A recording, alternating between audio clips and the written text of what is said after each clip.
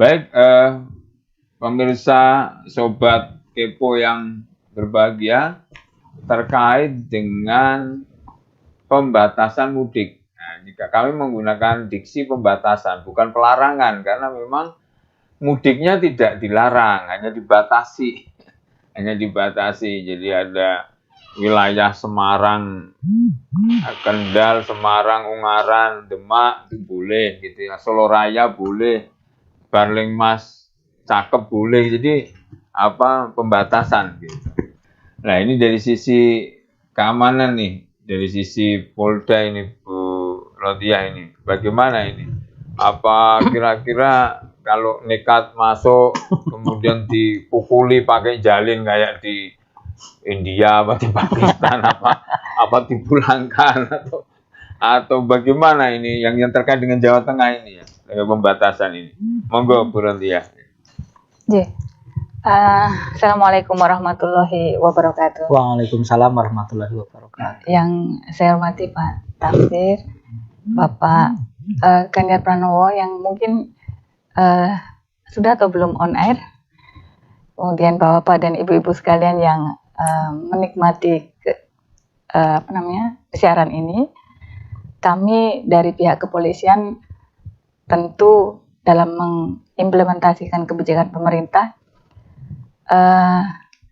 punya cara sendiri yang tentunya sesuai dengan aturan yang berlaku.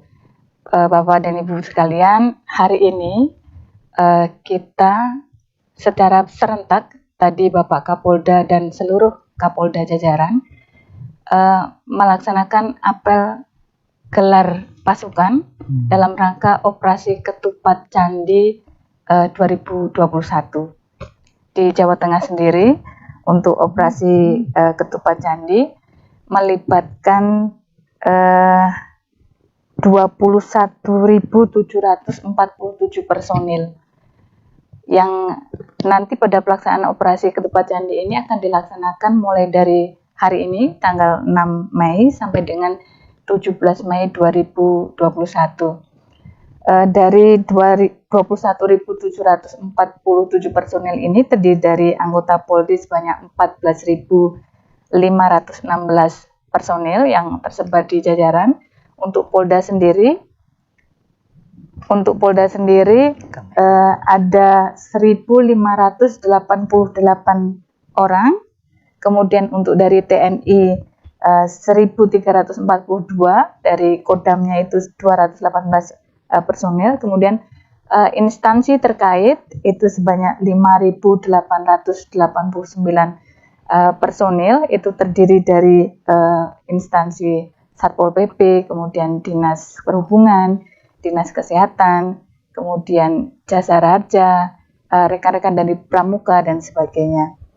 Kemudian di Jawa Tengah terdapat 332 pos yang sudah dibentuk, itu terdiri dari 85 pos penyekatan, 14 posnya berada di perbatasan antar provinsi, kemudian 71-nya pos penyekatan yang berada di antar kabupaten atau kota, kemudian 22 pos terpadu, 155 pos pengamanan, 37 pos pelayanan, kemudian kita juga punya 27 pos di rest area dan 6 pos yang melayani rapid test antigen.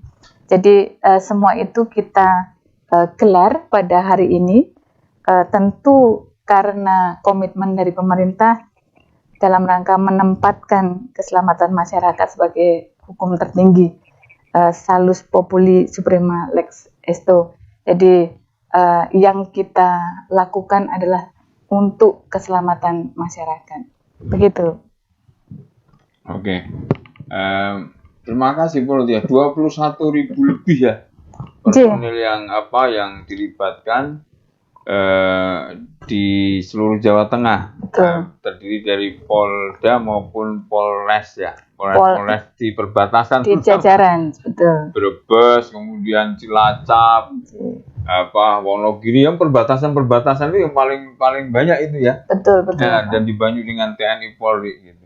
Iya. Kami dari Muhammadiyah siap Bu, kalau misalnya ingin dilibatkan, kami juga punya kokam kan. Oh iya, betul. Ya, kita punya kokam, punya tapak suci pemuda Muhammadiyah, putra Muhammadiyah. Itu kalau memang nanti next time lah kita misalnya untuk penampilan kita insya Allah siap gitu. Betul Pak. Jadi di Polres Jajaran itu mereka akan menggandeng instansi lain dan juga potensi masyarakat. Di antaranya mungkin pramuka. Di beberapa daerah mungkin juga akan mengoptimalkan adanya peran dari Kokam, kemudian dari rekan-rekan ormas yang lain gitu, seperti itu.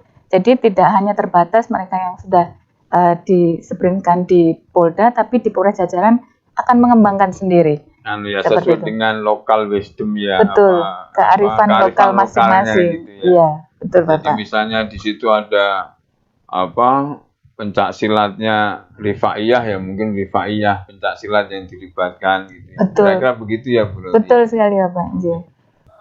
Tentu polisi dalam melaksanakan tugasnya ada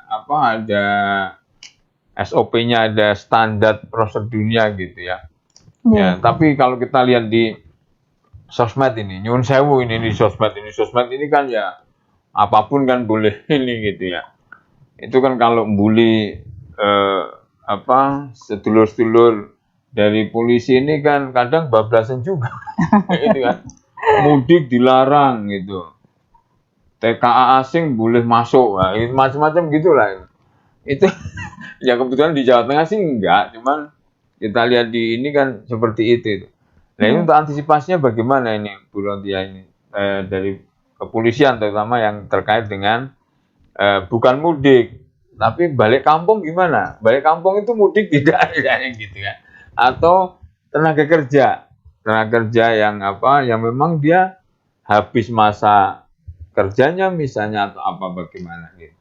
Itu bagaimana coba Bu Rodia? Iya Bapak, jadi ada beberapa pengecualian untuk mereka yang mobilitas dari satu wilayah ke wilayah yang lain. Artinya tentu kita tidak bisa menghentikan semua mobil yang lewat gitu ya Pak ya, karena sulit bagi kita, sehingga ada peraturan-peraturan yang diterapkan.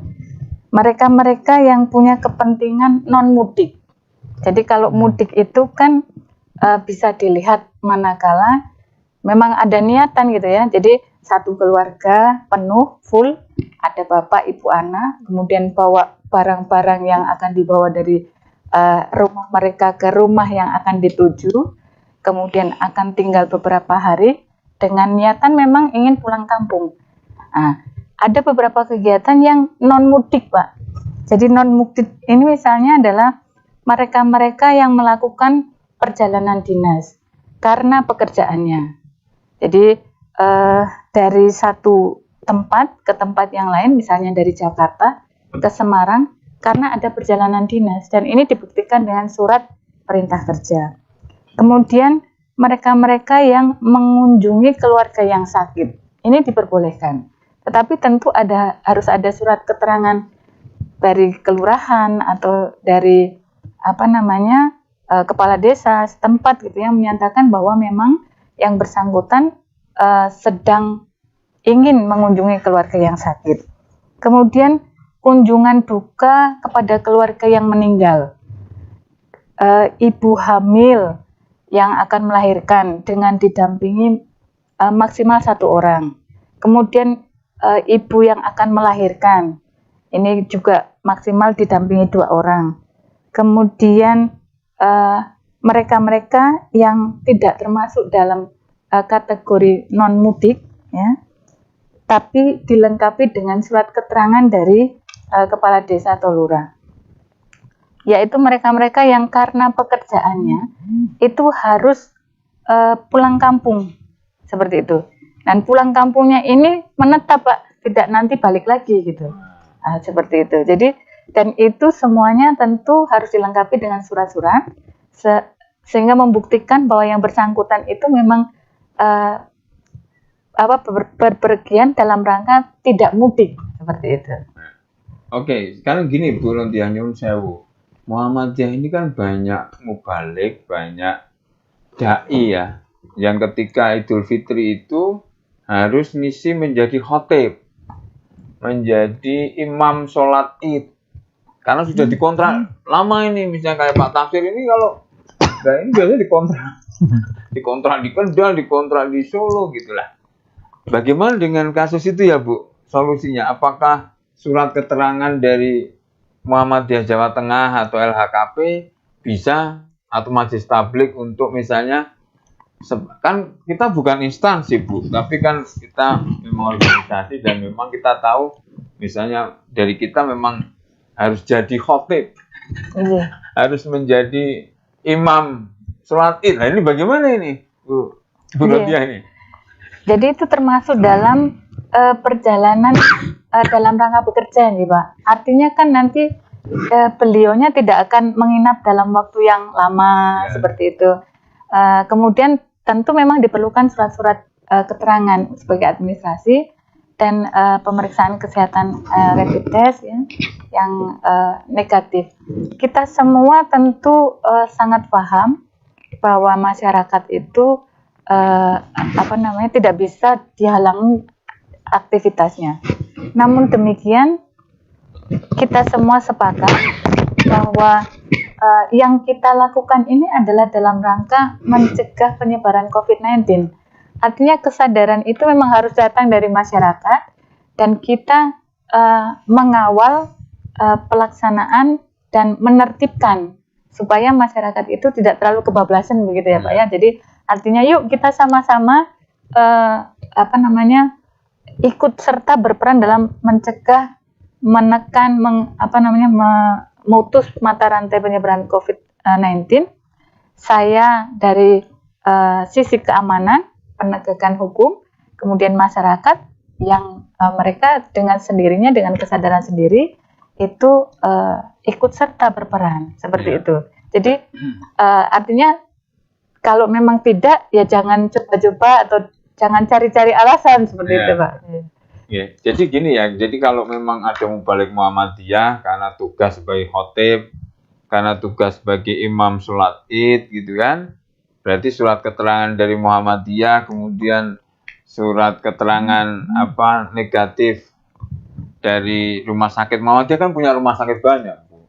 Jadi kan kita mesti lengkapi itu. Berarti boleh ya, nggak ada masalah ya? Iya Pak. Toh nanti setelah jadi khotib kan paling-paling hanya biasanya nginepnya kan semalam, itu datangnya aja malam. Betul. Selama itu bukan niatan mudik ya, karena mudik itu kan sudah jelas pasti dia akan menetap beberapa lama, kemudian nanti akan kembali lagi seperti itu. Jadi bukan dalam rangka bekerja. Jadi tentu itu memang yang di lapangan kita akan menemui beberapa kesulitan, tapi kita akan jelaskan bahwa kriteria seperti itu memang harus dipatuhi. Ini saya kemarin matur karena memang kemarin kami juga ada pertanyaan dari beberapa khotib Muhammadiyah yang kebetulan sering di charter, sering diminta untuk jadi khotib di luar kabupatennya Bu. Jadi misalnya kayak Kendal dengan Batang, ini perbatasannya di Weleri, Kalikuto itu. Padahal banyak mubalik Kendal ini yang diminta untuk jadi khotib di Batang. Padahal kalau di surat edarannya dari dari Kementerian Dalam Negeri kan nggak boleh. Karena Weleri itu masuk Kendal itu bolehnya bolehnya ke Semarang, Demak ini. Padahal itu perbatasannya dekat ya. Ini berapa kasus Pak Tafsir memang. Ya ini kami karena LHKP ditanyai macam-macam ya, saya bingung juga jawabnya ini. Terima kasih. Betul. Nah, kemudian dari aparat gimana itu Bu? Kalau udah jenuh, aparatnya jenuh, kemudian gimana? Kalau bisa kira-kira untuk menghibur dirinya bagaimana ini? Karena aparat ini kan serba sulit juga gitu kan. Ngandani wong sableng gitu kan repot juga kan gitu. Iya betul. Jadi istimewanya petugas adalah tidak boleh jenuh Pak. Tidak boleh jenuh. Karena kalau kita jenuh, apa jadinya nanti masyarakat? Nah tadi sudah disampaikan, memang kita ada kesulitan ketika menghadapi masyarakat yang tidak dengan kesadaran diri ya dalam pemberantasan COVID-19 ini. Tetapi kita mendukung pemerintah daerah, pemerintah pusat dalam rangka penegakan hukum. Yang pertama tentu sanksi paling ringannya teguran lisan, kemudian teguran fisik, kemudian denda administratif. Nah, ketika mereka kemudian melawan petugas, nah ini yang kita nanti kenakan pasal 212 KUHP. Bukan 212 yang itu ya, Bu ya.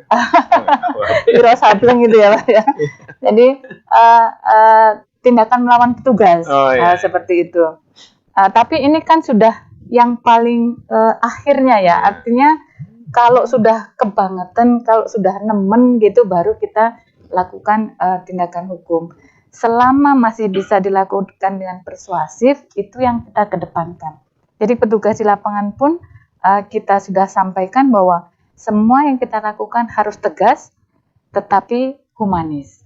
Jadi tetap humanis, tegas tapi tetap humanis. Artinya di lapangan kalau memang harus balik ya balik, seperti itu. Tapi cara menyampaikannya itu yang harus humanis. Artinya mereka harus paham bahwa yang kita lakukan ini adalah dalam rangka keselamatan masyarakat. Ya. Seperti itu. Jadi kalau di kaidah usul fikih itu saya pernah ingat Pak Tafsir pernah ngajari saya itu, jadi gini, menghindari kemadharatan itu harus diutamakan daripada mengambil manfaat.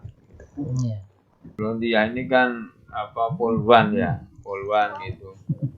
Dan saya lihat kalau ada demo-demo itu sekarang polisi cenderungnya yang dikedepankan polwan ya, Bu. Gitu. Iya, betul. Ya. Jadi ini apa karena ben ketara mesake nyenengke gimana ini kira-kira ini yang terkait? Apakah nanti dalam pembatasan mudik ini juga dari 21.000 sekian itu kalau boleh tahu polwan dengan yang polisi laki-laki berapa persen? Iya. Jadi kalau di demo, dalam penanganan demo memang ada protapnya. Yang pertama memang secara humanis. Oleh karena itu yang dikedepankan polwan. Jadi pada tahap-tahap awal kita akan menangani demo itu secara humanis. Jadi ada negosiasi seperti itu. Sudahlah, jangan anarkis misalnya seperti itu. Jangan seperti ini atau mereka hanya menunggu supaya adem gitu. Tapi ketika eskalasinya mulai naik, maka polwan akan ditarik kemudian digantikan dengan pasukan Dalmas. Nah, ini memang ada protapnya.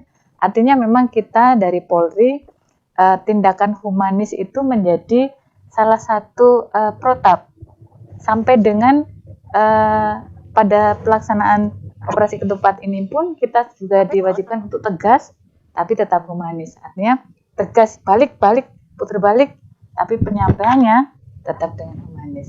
Kemudian untuk apakah polwan dilibatkan dalam operasi ketupat? Jumlah polwan ini belum berimbang, Pak. Jadi kita memang sedikit ya. Jadi kebanyakan berapa persen, Bu, kalau boleh tahu? Perbandingan polwan dengan laki-laki? Mungkin ya enggak sampai 20% ya.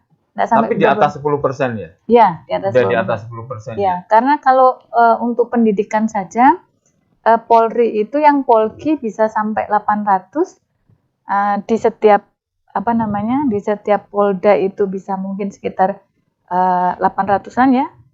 Untuk Polwan itu Indonesia hanya 300 orang. Gitu. Jadi selisihnya sangat banyak sekali. Jadi hanya ada satu sekolah Polwan di Indonesia, sementara di Sepolwan Jakarta, di Ciputat. Di Jakarta, ya. Sementara di Polda-Polda itu ada sekolah pendidikan polisi SPN di setiap Polda. Artinya kan memang jumlahnya sangat-sangat tidak berimbang. Kemudian dilibatkan tentu pada tertentu. Jadi di fungsi lalu lintas memang ada dilibatkan. Kemudian di fungsi Binmas sendiri, Babin Kamtipmas, kita hanya punya 11 Babin Kamtipmas Polwan dari 4.190 orang personil Babin Wah, Kamtipmas. ini berarti ini peluang untuk Imawati sama Ipmawati ini ya, Bu ya. Ya. Untuk nanti daftar ya, untuk daftar Betul. di polisi ya. Betul.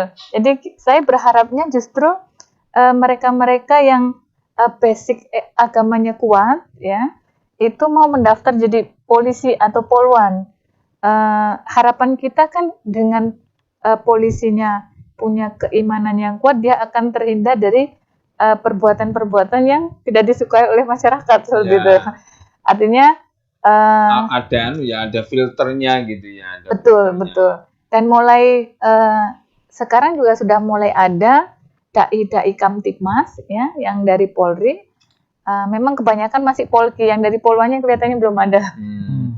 Jadi kita berharapnya seperti itu. Jadi baru ustadz ya, jadi polisi ustadz. Polisi ustadz ya, yang dai. polwan ustazahnya yang belum ya. Kelihatannya belum. Wah, ini Gitu. perlu kerjasama dengan majelis tablik ini Pak dan Siri ini. Iya, iya. Untuk mendidik ini nih. Betul. Ustazah polwan ini. Nah, ini kalau memang ada, saya sangat bersyukur Bapak. Nanti kita Wah, siap, siapkan siap. polwan-polwan yang Pokoknya kita siap menjadi- semua, Bu. Siap semua. siap Nanti Pak menjadi Nasir yang jawab deh. Kalau di Iya, iya. dai Kamtipmas kan sudah ada. Ya, yang kebanyakan memang Polki. Untuk polwannya di Polda Jateng kalian belum ada ini Pak. Jadi kalau misalnya memang kita diberikan kesempatan untuk polwan-polwan dididik menjadi ustazah gitu ya, dari dai Kamtipmas, kita sangat bersyukur nanti kita alokasikan waktunya. Artinya tadi kembali ke kegiatan operasi ketupat, apakah polwan dilibatkan? Ada, tetapi memang jumlahnya tidak banyak. Terbatas ya, masih Ya. terbatas. Masih terbatas. Artinya masih ada ceruk yang luas gitu Betul, ya. betul. Gitu. Betul. Pripun Pak Tasir ini tadi menarik ini kayaknya. Kader-kader Putri Muhammadiyah ini Pak. Ya. Daripada rebutan jadi pegawai rumah sakit di rumah sakit PKU kan nanti Mas Aldila sih mumet nanti kalau semuanya mau kerja di sana. Beliau ini lulusan Akademi Analis Kesehatan, Mas Dokter, Mbak Fusiti Rondia itu. Akademi Analis. Analis Kesehatan Muhammadiyah, Rumani itu. Semarang, ya. Iya, ini mantan sebelah ini. Kapolresta. Iya, ini 24 karat semua ya. Moga Pak Nasir ini menarik itu yang Sekarang terkait udah ini. jadi Unimus. Nulisnya. Ya saya kira teman-teman di Imawati, saya kira itu menjadi cakrawala baru bagaimana mengisi ruang-ruang instansi pemerintah yang layak untuk dimasuki. Ya, ada masalah Imawati itu memasuki wilayah profesi polisi gitu kan. Atau yang kita udah punya sekolah calon pemimpin SMA Taruna Muhammadiyah. Gunung Pering. Jadi kita udah punya SMA Taruna, Bu. Wah, luar biasa. Ya, jadi SMA Taruna Muhammadiyah di Gunung Pering, Hmm. Magelang. Ya. Ini kemarin sudah menamakan angkatan pertama. Hmm. Itu standar ketarunaan. Iya, iya. Bahkan kemarin satu di antara siswanya tarunanya berhasil mewakili Magelang untuk Paskibraka Jawa Tengah. Walaupun belum berhasil untuk tingkat nasionalnya, tapi sudah mewakili Kabupaten Magelang. Ya, mereka ke depan mudah-mudahan ada yang diterima di Akmil, di Akpol, atau mungkin daftar TNI atau polisi. Sehingga mudah-mudahan dari alumni Taruna Muhammad Gunung Pring sudah bisa memasuki ruang-ruang di kepolisian maupun TNI. Karena sekali lagi SMA kita ini memang ke depan kita proyeksikan untuk calon-calon pemimpin. Karena kita butuh punya jenderal. Ya mudah-mudahan Bu Rodia ini ke depan segera menjadi Kombes. Amin. Setelah Kombes kemudian apa Bu? Brigjen. Brigjen. Bintang 1. kemudian bisa Amin, jadi amin. Irjen, kemudian Kapolda perempuan pertama di Indonesia gitu kan. Sindungake Butuh pakai doa sampai yang luar biasa iya. itu. Kan belum ada ini Kapolda Iya. perempuan kan belum pernah ada ini. Butuh doa yang luar biasa itu. Iya. Oke. Ya, Kalau karena- Jenderal TNI sudah ada perempuan apa yang kemarin itu ya. Yang polisi belum ada ini. Yang polisi baru Wakapolda. Ya baru Pak Kapolda. Yang Kapoldanya kan belum. Gitu. Belum. Ya. Baik, terima kasih Pak Tafsir ini. Ini untuk closing statement dari Bu Rondia ini. Kami Iya. minta closing statement apa yang perlu disampaikan oleh polisi Jawa Tengah kepada masyarakat ya, terutama yang terkait dengan mudik ini. Ya tadi ya yang disampaikan nanti ke Pak Tafsir tadi, ada satu kampung, ada daerah yang sudah tradisinya mudik nyewa bis. Itu orang mung siji gitu, loro telu gitu. Di Kendal juga ada, yang seperti itu ada. Hampir semua kabupaten kota di Jawa Tengah ada itu seperti itu. Jadi Di luar juga. ini monggo Bu Rodia yang terkait dengan mudik ini sekaligus closing statement Bu. Baik. Jadi Polri dalam rangka ikut serta menangani COVID-19 ini punya 3 langkah sebenarnya. Preemptif, preventif, kemudian represif. Preemptifnya seperti ini termasuk kegiatan preemptif. Artinya memberikan kesadaran kepada masyarakat bahwa kita harus, perlu dan ikut serta mencegah, kemudian kalau bisa menekan, kemudian memutus mata rantai COVID-19 dengan penerapan 3M, kemudian atau 5M, kemudian masuk ke dalam PPKM Mikro, kita para Babin Kamtibmas melakukan 3T, ada tracking, testing, kemudian treatment. Nah, itu disosialisasikan dan diedukasikan. Kemudian tindakan preventifnya,